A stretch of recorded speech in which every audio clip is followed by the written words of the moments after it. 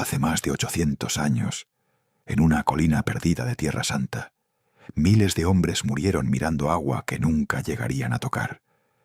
Caballeros cubiertos de hierro, monjes guerreros, reyes, fanáticos, mercenarios, todos atrapados bajo el sol del desierto, todos condenados.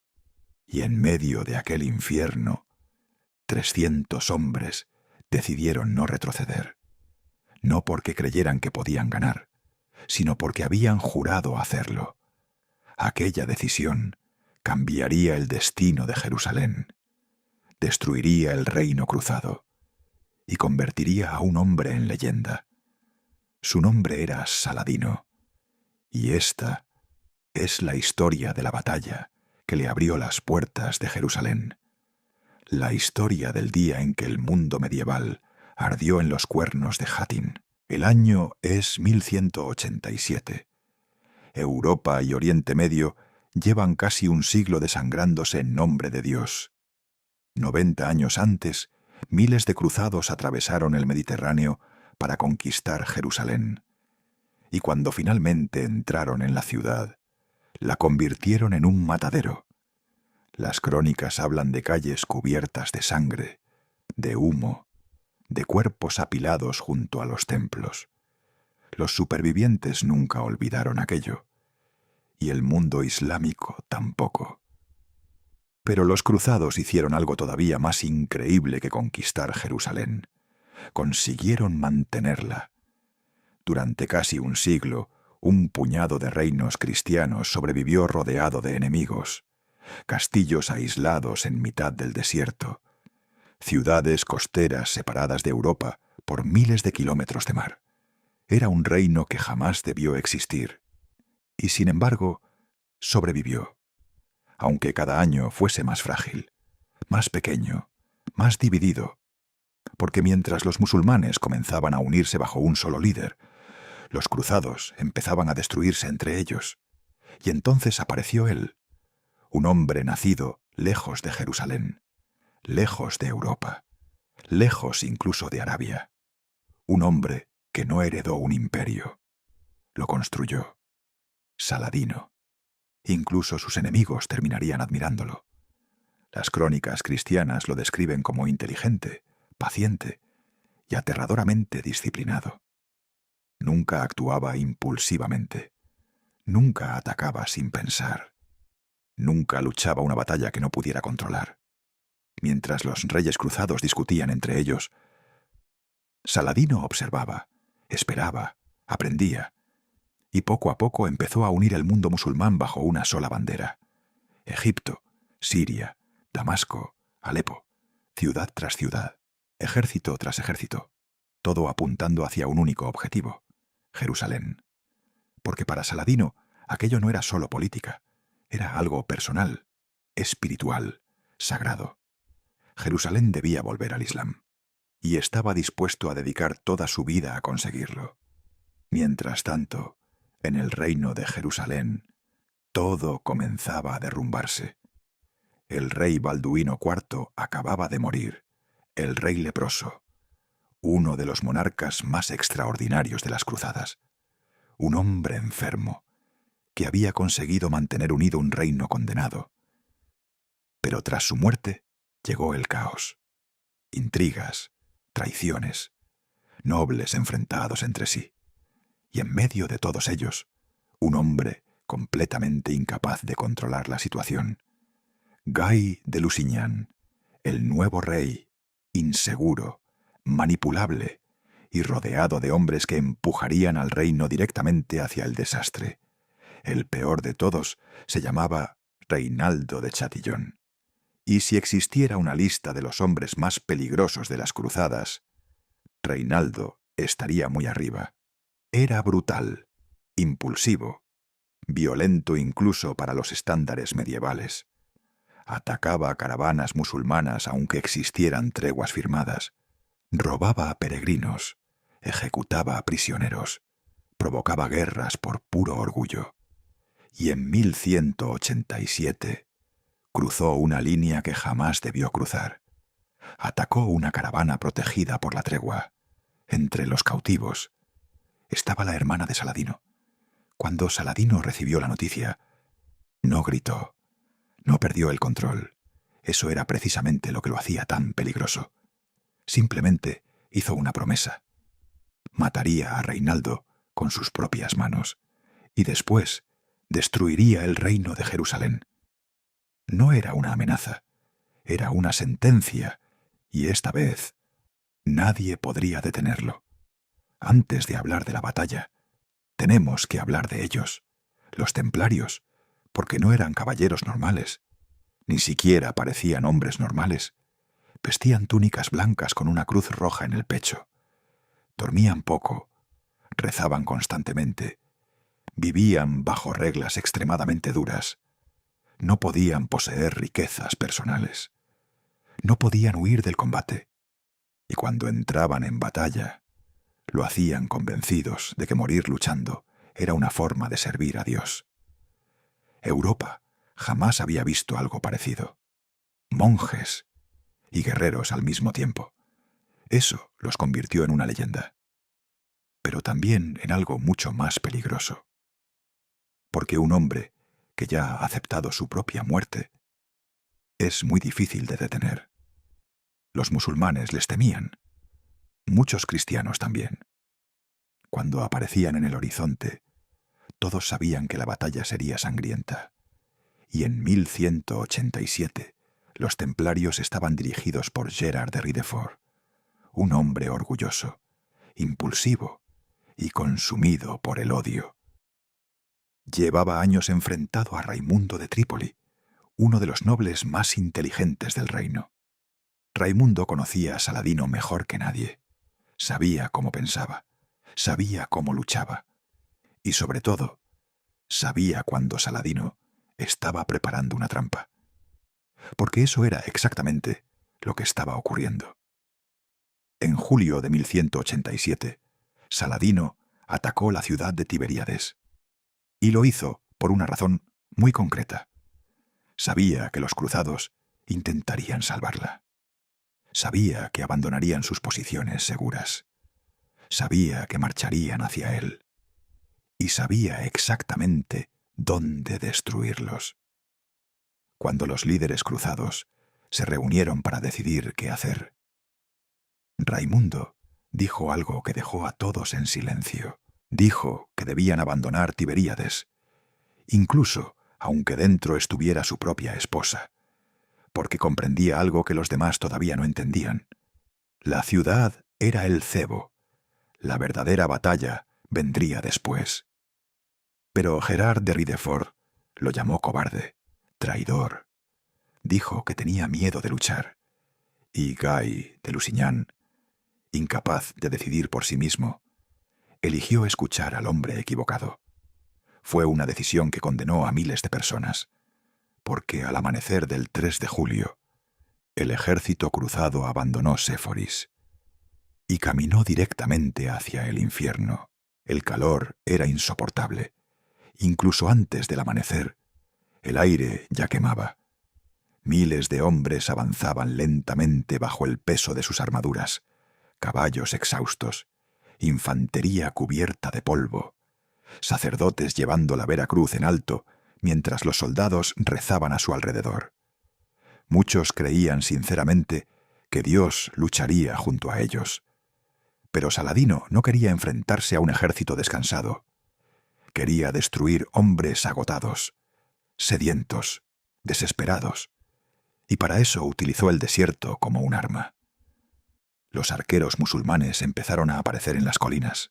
Disparaban, desaparecían, volvían a atacar desde otra dirección. Nunca se detenían, nunca daban una batalla frontal. Era un acoso constante, un desgaste interminable. Y mientras tanto, el agua comenzaba a desaparecer. Las gargantas se secaban, los labios se rompían. Los soldados empezaban a hablar del lago Tiberíades como si fuese un sueño. Podían imaginarlo, agua fría, sombra, vida, pero jamás llegarían hasta él, porque Saladino controlaba cada paso del camino. Cuando cayó la noche, la situación ya era desesperada. Los cruzados acamparon rodeados, sin agua, sin descanso, Y entonces Saladino hizo algo todavía más cruel. Mandó prender fuego a la hierba seca alrededor del campamento. El humo empezó a cubrirlo todo. Los hombres apenas podían respirar. Los ojos ardían. La garganta quemaba todavía más. Y durante toda la noche, los tambores musulmanes no dejaron de sonar. Sin pausa, sin silencio, como si el propio desierto estuviera latiendo alrededor de ellos. Muchos cruzados comprendieron esa noche que iban a morir. Pero aún así, al amanecer, tomaron las armas y siguieron avanzando.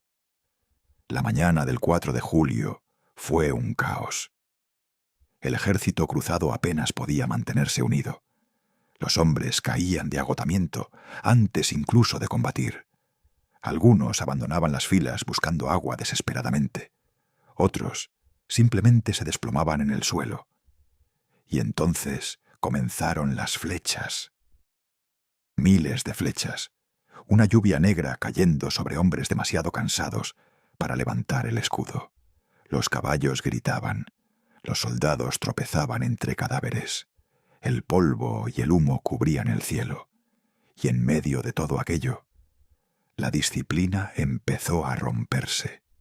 Raimundo de Trípoli intentó abrir una salida desesperada con la caballería. Cargó directamente contra las líneas de Saladino, y durante unos segundos pareció funcionar. Pero Saladino abrió el paso deliberadamente. Lo dejó escapar, porque quería separar a los cruzados, dividirlos, aislarlos. Cuando Raimundo miró atrás, comprendió lo que acababa de ocurrir. El ejército había quedado atrapado. Ya no había escapatoria. Entonces comenzó la verdadera matanza. Las cargas de caballería cruzada se estrellaban una y otra vez contra las líneas musulmanas. 1, 2, 3 veces. 7 cargas en total. 7 intentos desesperados de romper el cerco. Y 7 veces fueron rechazados. Cada carga dejaba menos hombres vivos, menos caballos, menos esperanza. Saladino observaba desde una colina, esperando el momento exacto, hasta que finalmente cayó la tienda roja del rey Gai. Y cuando cayó, Saladino supo que había ganado. Pero todavía quedaban hombres luchando. Los templarios. Mientras el resto del ejército empezaba a rendirse, ellos seguían resistiendo. Formaron un círculo, espalda contra espalda, cubiertos de sangre, rodeados por miles de enemigos. Sabían perfectamente que no iban a sobrevivir, y aún así, nadie retrocedió, porque su juramento era más fuerte que el miedo. Los soldados musulmanes intentaban romper el círculo una y otra vez, y una y otra vez. Eran rechazados. Las crónicas árabes hablan del terror que inspiraban aquellos hombres vestidos de blanco. Incluso al borde de la muerte, seguían atacando, seguían avanzando, seguían matando. Uno a uno fueron cayendo, pero el círculo jamás se rompió, hasta el final, hasta que el último estandarte cayó sobre la tierra. Cuando terminó la batalla, el reino de Jerusalén había dejado de existir. Miles de hombres yacían muertos alrededor de los cuernos de Jatín. Otros miles fueron capturados, entre ellos el rey Guy y Reinaldo de Chatillon, el hombre por el que todo había comenzado. Saladino recibió a ambos en su tienda. Le ofreció agua al rey, pero no a Reinaldo, y después cumplió su promesa. Lo mató con sus propias manos.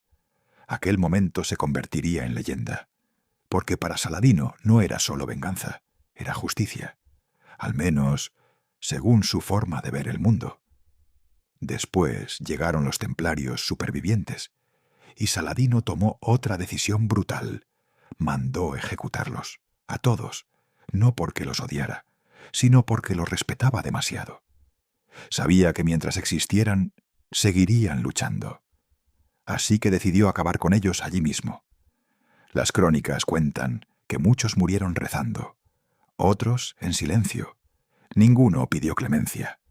Meses después, Jerusalén cayó, y cuando Saladino entró en la ciudad, ocurrió algo inesperado. No hubo masacre, no hubo matanza, no hubo ríos de sangre, como en la conquista cruzada de 1099. Los habitantes pudieron marcharse pagando rescate. Las iglesias permanecieron en pie. Incluso muchos cristianos admitieron que Saladino había mostrado una misericordia que ellos jamás habían mostrado antes. Y eso hizo su victoria todavía más grande. La derrota de Hattin sacudió a Europa entera. La noticia cayó como una bomba. Jerusalén se había perdido. Y entonces comenzó la Tercera Cruzada. Ricardo, Corazón de León, Felipe II de Francia, Federico Barbarroja. Los reyes más poderosos de Europa marcharon hacia Oriente, pero ni siquiera ellos pudieron destruir el legado de Saladino. Jerusalén seguiría bajo control musulmán. Y los templarios, aunque sobrevivieron durante un tiempo, jamás volvieron a ser los mismos. Hattin los había roto, pero también los convirtió en inmortales. Porque siglos después, seguimos hablando de ellos.